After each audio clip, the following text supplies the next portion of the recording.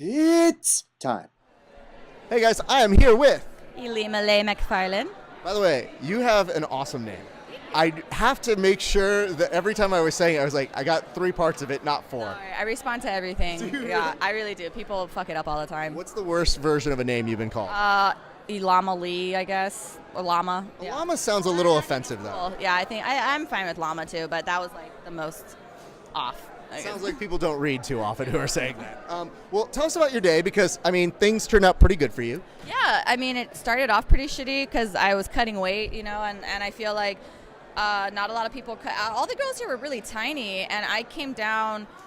This was my first time doing a same-day weigh-in. I fight normally at 125, but we get 24 hours to recover. So this was my first time doing same-day weigh-in, and the cut was really bad for me. I was like calling Eddie this morning, freaking out. I was like, I'm not gonna make it. So like my day kind of started off kind of shitty, and then as the closer to the event, it came like I started getting more nervous, and so yeah, I think I was kind of surprised honestly that I did this well. But that first match against Brooke, though, that was freaking tough. As soon as that match was over, I was like, all right, if I can beat Brooke, like, I think I can win this shit because Brooke's fucking tough, and she was so strong, and like her nickname's the Bully, and like I feel like she dominated me the whole match, honestly. So yeah, it was tough. My arms are dead. Well, I want to go back to that in a second, but I want to ask about this. What does one think when Eddie says, hey, do you want to do combat jiu-jitsu? Because my first thought is, no, thank you. Your first thought is? Fuck yeah! Okay. I was actually supposed to do the trials, but Eddie asked me prior to that, he's like, hey, well, my plan was if I didn't win trials, then I was going to ask him for a combat match, like, a super fight. And so when he asked me, like, hey, we're going to do the tournament, do you want in? I was like, yes! So I, like, way rather I wanted to do the combat part over the regular EBI. Mm-hmm. That makes sense. Okay. So talk us through your first match. You said that your arms felt a little burnt. Obviously, it's a tough match to get through. How did you get through it, and how did you persevere in that part? Dude, I never do leg locks, but I was just freaking going for legs the whole time, but I knew she wasn't going to tap to anything. Even in the overtime, when I had that arm bar, it was extended, and I'm like, this girl is not going to tap. Yeah. So, but honestly, I really like that transition to the triangle from an arm bar, so it flowed so well. But even when I had her in the triangle, she wasn't tapping, and like I just like squeezing, and so it was terrible. I honestly didn't think she was going to tap. I'll admit to you, I was tapping in my seat because it looked really, really tight from my vantage. Dude, I mean, that girl is so freaking tough. I can't wait to see what she does in the MMA world because I think she's a freaking badass. And then, so then we go to your second match.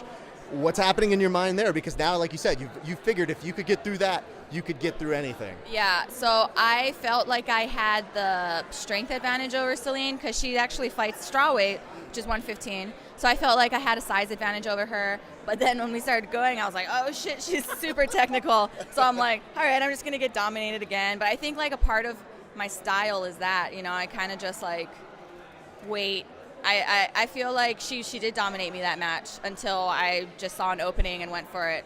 And I knew that I had to dig deep to finish that Kimura.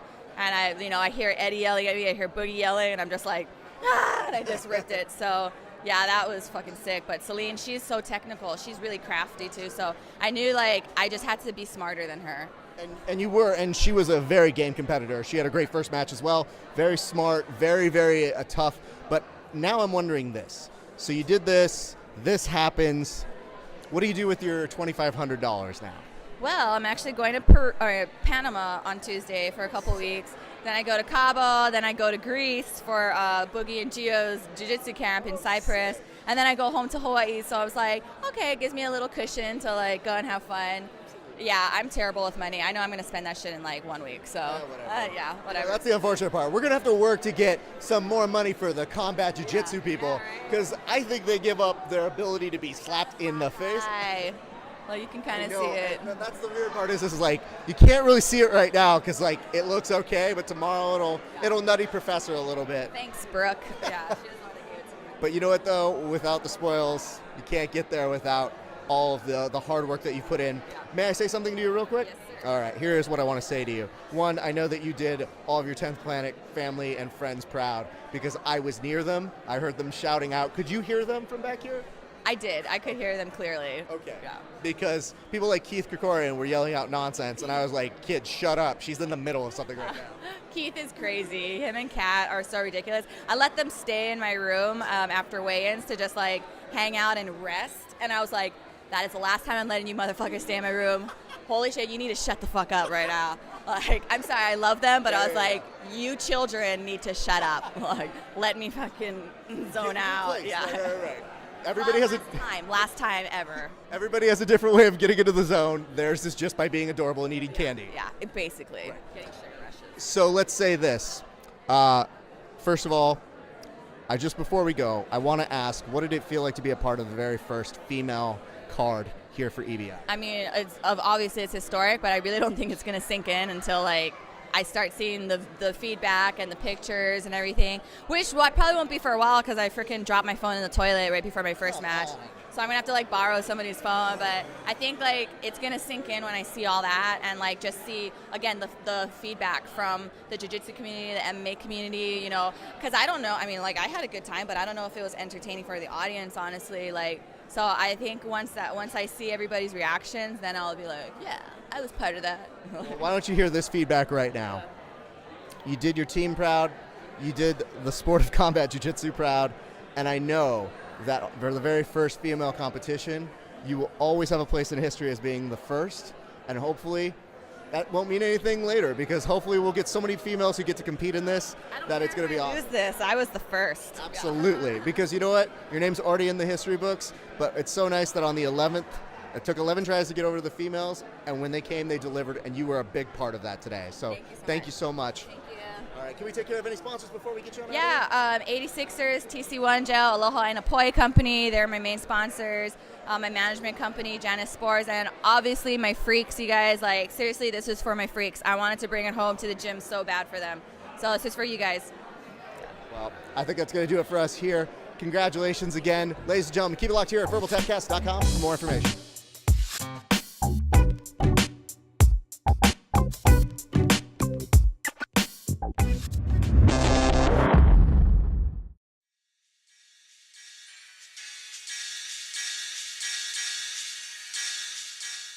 Good work out there, guys. That's the hardest I've worked yet in a competition class.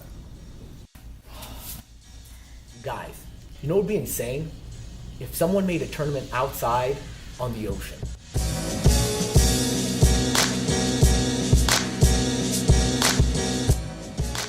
What? And what if it had like a party vibe? Like a DJ, some acai, maybe some cocktails? What? It would have to be on the ocean by an aircraft carrier.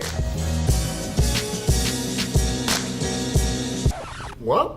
Eric, nobody would ever do that. Of course they would. No, they wouldn't. Nobody would ever make that kind of a tournament. That is a pretty crazy idea. I don't think so, man. Eric, you have a terrible idea.